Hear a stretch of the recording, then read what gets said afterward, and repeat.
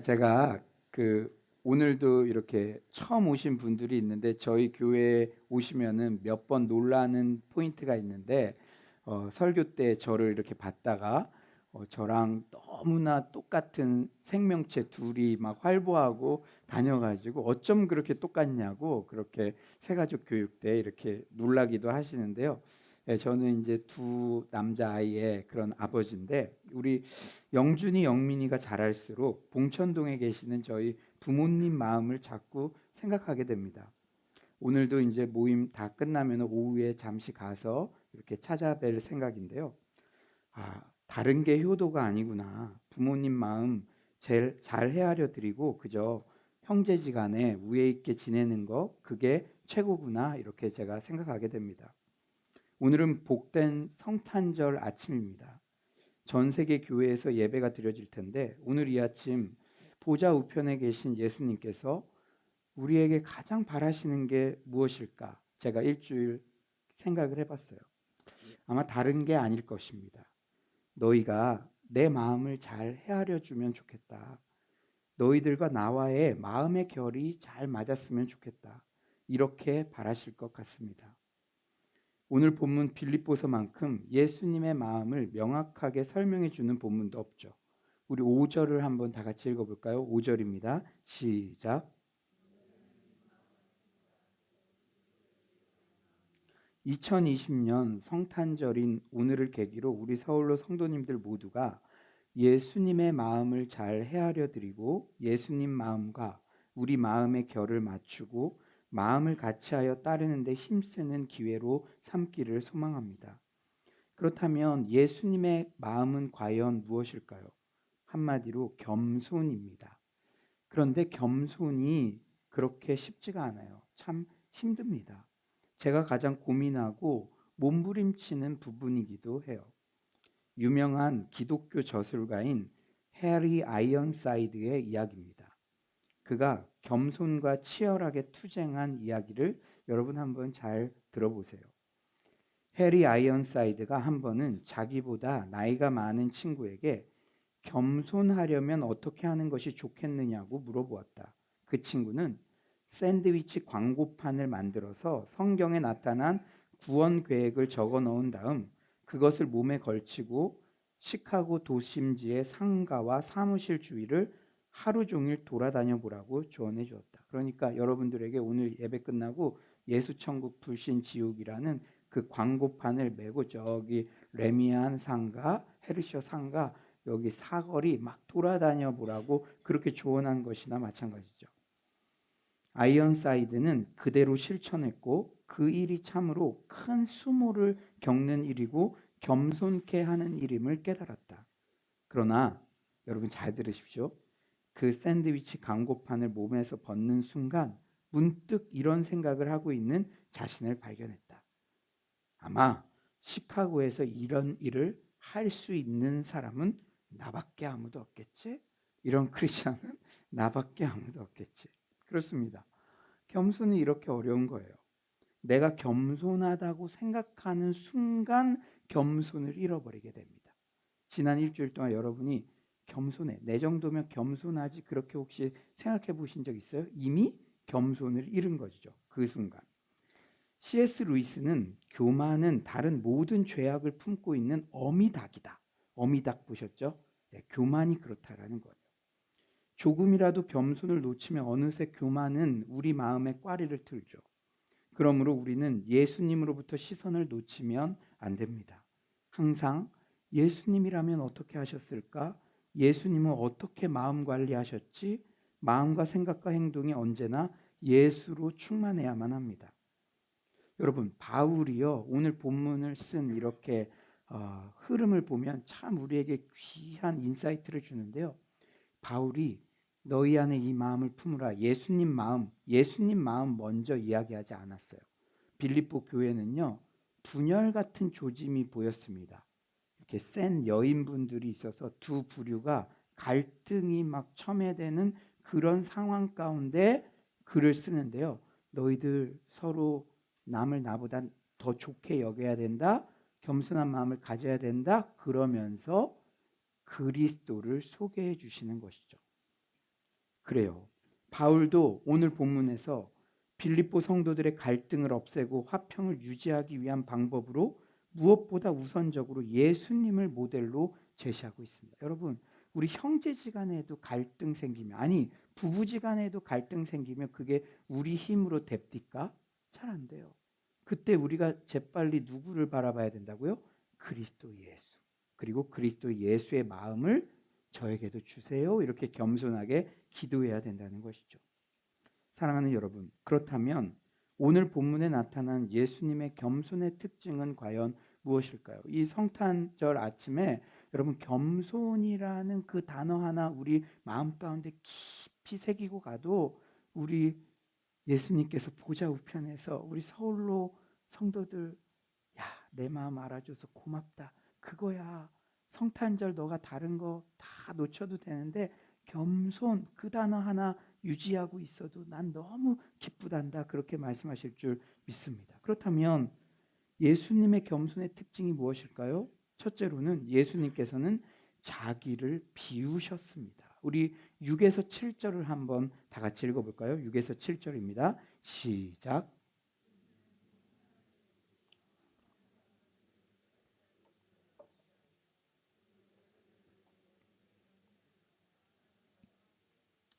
네, 오늘 장로님께서도 기도하셨지만 예수님은 근본 하나님의 본체셨죠. 본체라는 뜻은 본질적인 성질과 성격을 의미합니다. 즉 예수님께서는 그 영광과 능력과 지위에 있어서 성부 하나님과 동등한 분이시죠. 요한복음 17장 5절에서는요. 예수님 스스로가 그 변호를 하셨어요. 자기 증명을 하셨어요. 아버지여, 창세전에 내가 아버지와 함께 가졌던 영화로서 창세전에 내가 아버지와 함께 영화를 가졌다. 그 영광을 내가 가졌다. 그리고 요한복음 1장 1절에는 태초에 말씀이 계시니라, 그 말씀이 하나님과 함께 계셨다고 말씀하시죠. 창세전부터, 태초부터 로고스 말씀 자체이신 성자 예수님께서 하나님과 함께 계셨고, 이 말씀은 곧 하나님이시, 삼위일체 하나님, 그 동등한 분이셨다는 것이죠. 하지만 예수님께서는 스스로 자기를 비우셨습니다. 이는 첫사람 아담과는 전혀 상반된 처사예요. 예수님을 두 번째 사람이라 그러죠. 첫사람 아담과 예수님이 비교가 되고 대조가 되는데요. 첫사람 아담과는 전혀 상반된 태도고 처사입니다. 첫째 아담은 하나님의 피조물이면서도 하나님과 동등되려고 욕심을 가졌죠. 반면 둘째 아담 예수님은 하나님과 동등한 존재이면서도 그분과 동등되려 하지 않고 자신을 비워 종의 자리까지 무한히 낮아지셨습니다. 사랑하는 여러분, 첫사람 아담뿐이겠습니까? 우리 모든 인간들은 어떻게든 채우려고 안달이나 있어요. 통장 잔고도, 명함의 이력도, 집안의 가구들도, 옷장의 명품 옷들도 어떻게든 채우려 합니다. 특히 자기가 현재 가지고 있는 권한, 기득권에 조금이라도 도전해 오는 것 같으면 사나운 발톱을 드러내죠. 세속 정치사의 권력 투쟁이 모두 다 권한을 채우려는 세력과 비워내려는 세력의 싸움이라 해도 과언이 아닙니다. 하지만 예수님은 비우셨어요.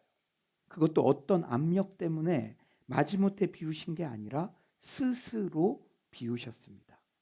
그리스도가 자기를 비우심, 이것을 바로 케노시스라고 말하죠.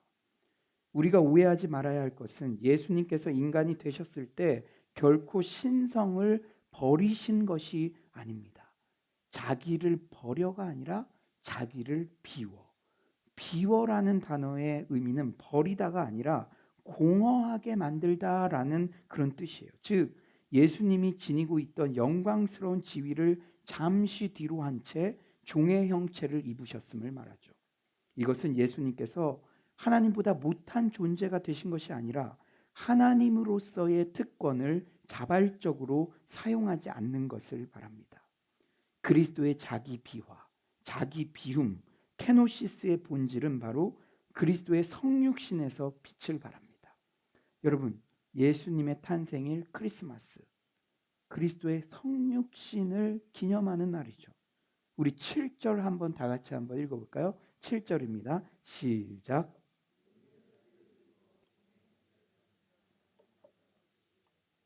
예수님께서는 영원한 신의 자리에서 인간의 자리로 내려오셨어요. 예수님의 시작은 말구유라는 가장 낮은 곳이었습니다. 밀턴은 예수님의 성육신에 대해 이런 시를 남겼어요. 사람이 견디지 못할 빛 가운데 계신 영광의 본체 하나님의 살아계신 형상이 우리 곁에 계시네. 영원한 날에 찬연한 법정들에서 나와 썩어질 진흙 덩어리로 된 어두컴컴한 장막에 거하기로 하셨다네. 예수님께서는 스스로의 특권을 제한하시며 종의 형체를 가지셨죠. 예수님은 하나님이시며 만물의 소유주십니다.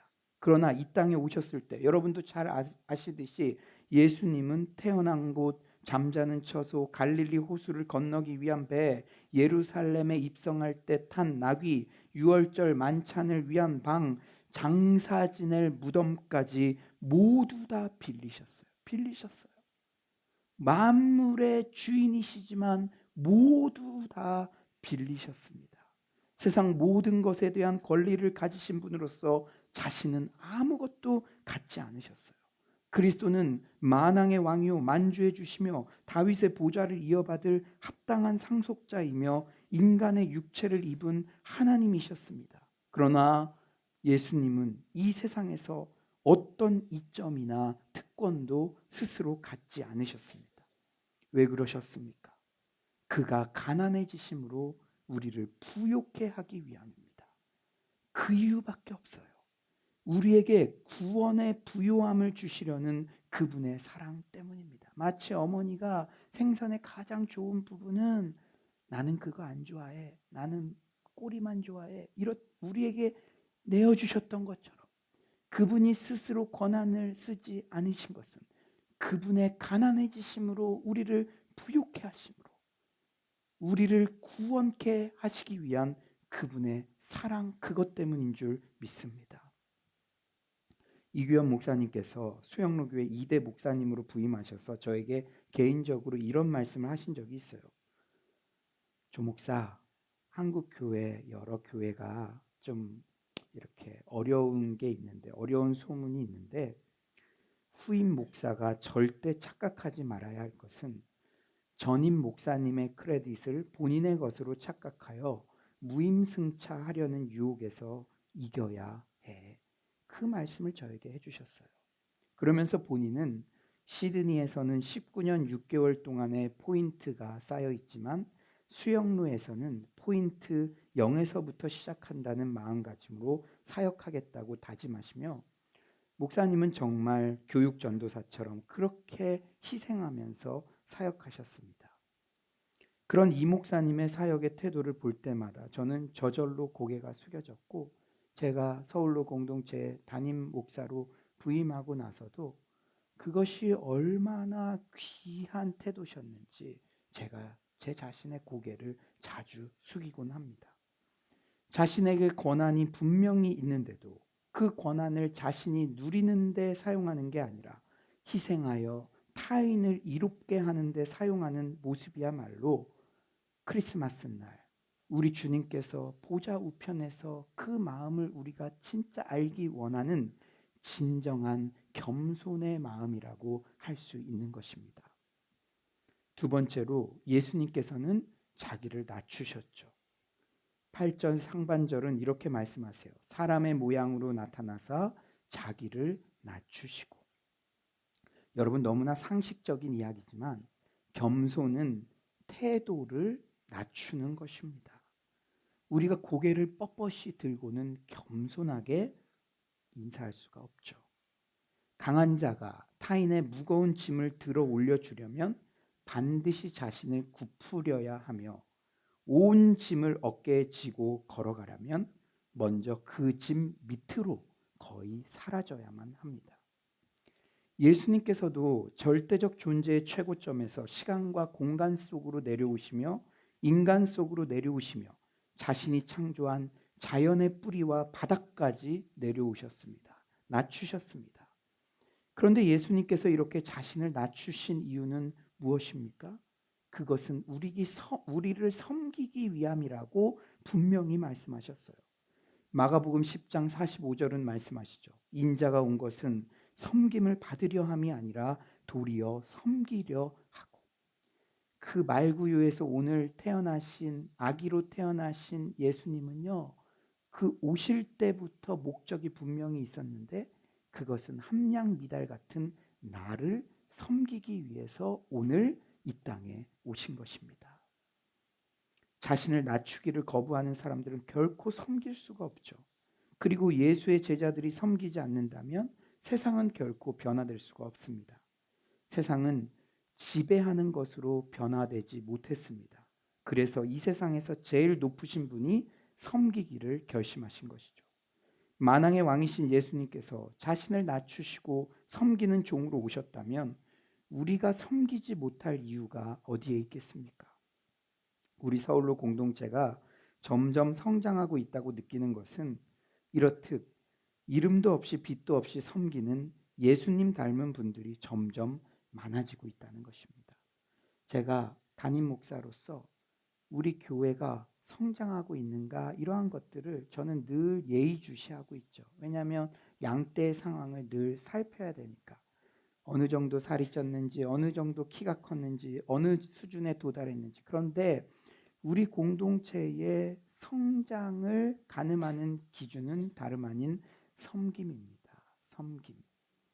섬김, 성숙이란 자아감의 확대를 말하죠. 나만 알던 사람이 이제는 청년들 생각이 나고, 내 자녀만 알던 사람이 이제는 내 옆에 앉아있는 저 자녀가 생각이 나고, 그를 위해 밥을 준비하고 그를 위해 따뜻한 옷을 준비하고, 이것이 바로 공동체가 성장하고 있다는 증거이죠.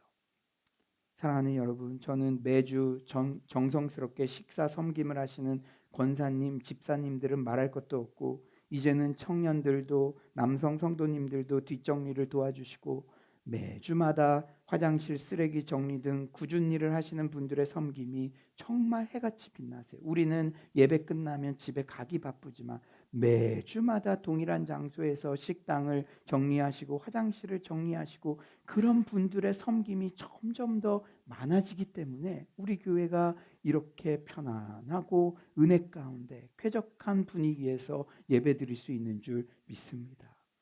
그런데 중요한 것은 예수님의 섬김은 단지 도덕적 목적으로 끝나는 것이 아닙니다. 마가복음 10장 45절을 제가 한번 다시 읽어드릴게요. 그 하반절을 한번 주목해서 들어보십시오.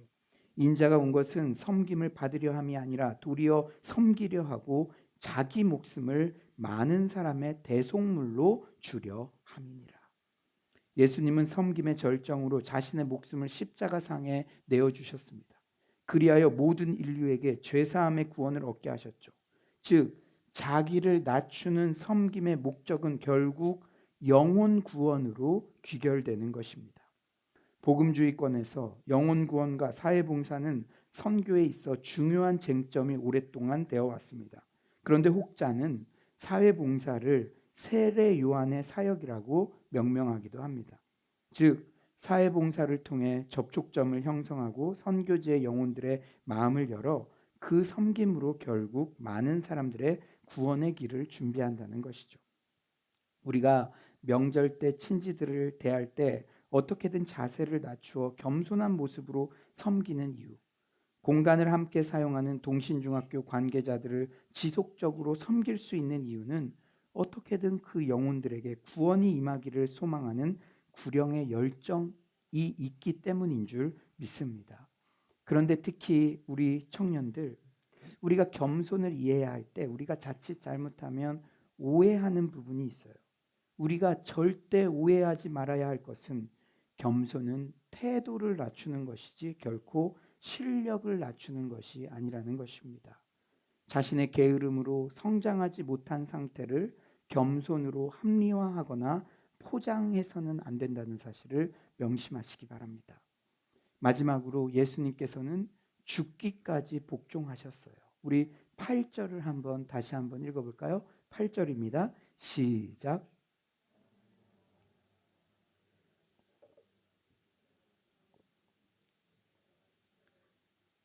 사랑하는 여러분, 하나님 말씀에 순종 잘하는 것이 곧 겸손입니다. 겸손을 너무 어렵게 정의할 필요 없어요. 하나님 말씀이 가라고 하면 가고 멈추라고 하면 멈추고, 이미 실행 다 해놓고 하나님께 통보하는 게 아니라 어떤 결정 앞에서도 어떻게든 하나님 뜻대로 하나님 방법대로 하려고 몸부림치는 모습이 바로 겸손입니다. 예수님은 성부 하나님의 말씀에 죽기까지 복종하셨어요. 예수님께서 죽기까지 복종하셨다는 것은 바로 겸손의 극치를 의미합니다. 예수님께서 십자가에 가신 이유, 거기서 못 박히신 이유는 다른 게 없었어요. 그것이 예수님을 이 땅에 보내신 하나님의 뜻이었기 때문입니다. 인류를 구원하시기 위한 속죄 양으로서 하나님의 뜻을 이루시기 위해 그는 십자가에 죽으신 것이죠. 더 많은 사람을 구원하기 위해서라면, 그리고 그것이 하나님의 뜻이라면 얼마든지 나는 죽을 수도 있다는 것. 그것이 바로 예수님의 십자가였던 것입니다. 작은 예수로 살아가는 우리들에게 이 성탄절 아침 하나님은 질문을 걸어오세요. 과연 하나님의 뜻이라면 죽을 수도 있습니다. 이런 겸손이 있는지 말씀을 준비하면서 제 자신부터 먼저 돌아보게 되었습니다.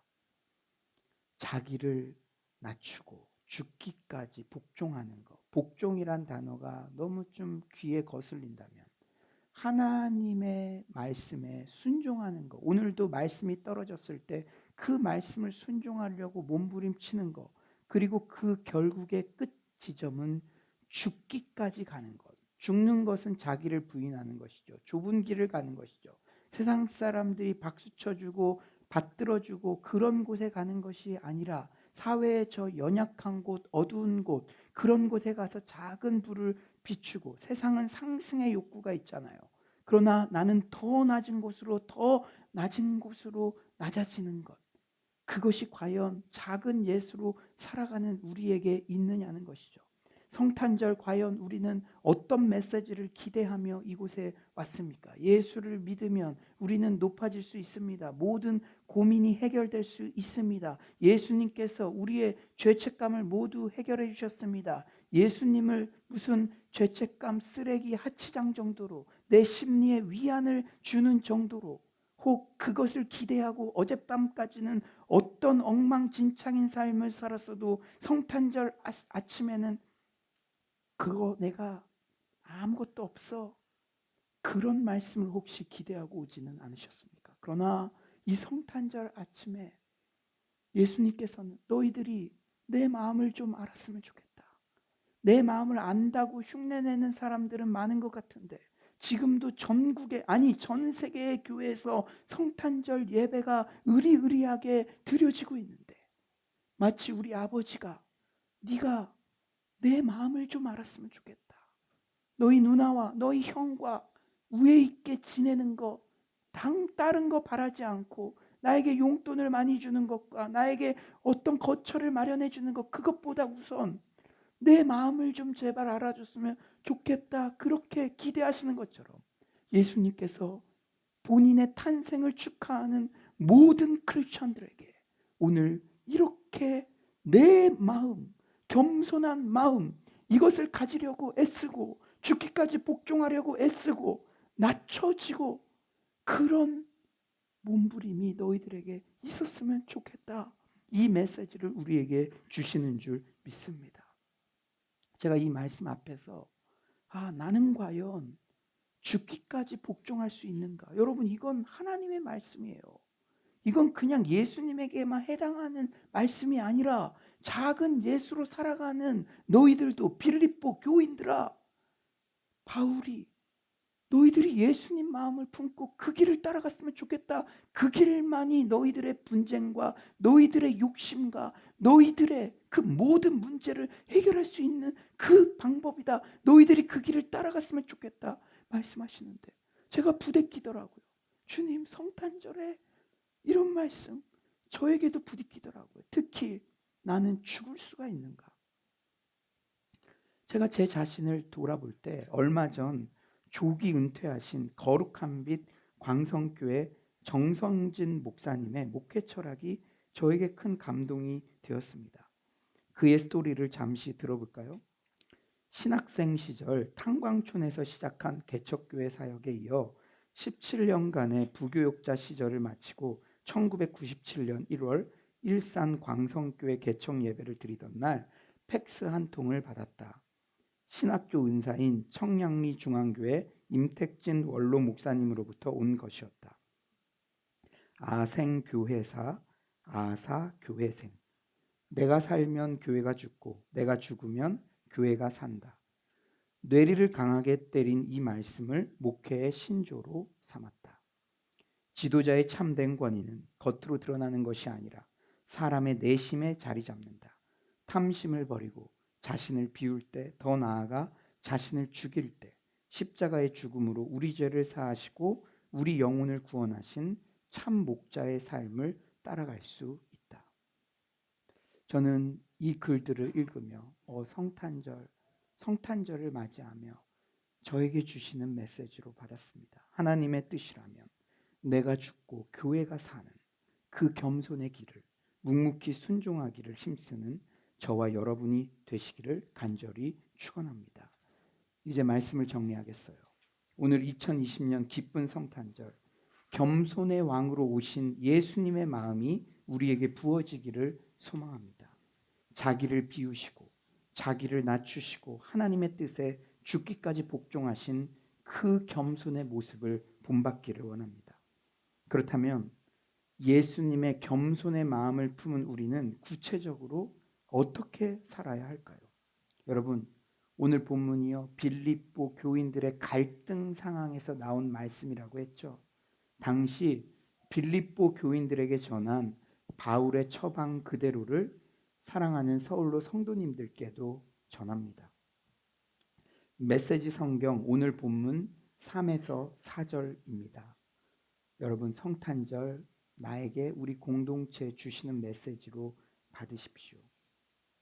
서로 뜻을 같이 하고 서로 사랑하고 서로 속 깊은 벗이 되십시오. 자신의 방식을 앞세우지 말고 그럴듯한 말로 자신의 방식을 내세우지 마십시오. 자기를 제쳐두고 다른 사람이 잘 되도록 도우십시오. 자기 이익을 꾀하는 일에 사로잡히지 마십시오. 자신을 잊을 정도로 도움의 손길을 내미십시오. 바울 선생님의 권고가 서울로 공동체 우리 모두에게도 2019년 성탄절 아침 깊은 울림이 되시기를 간절히 축원합니다.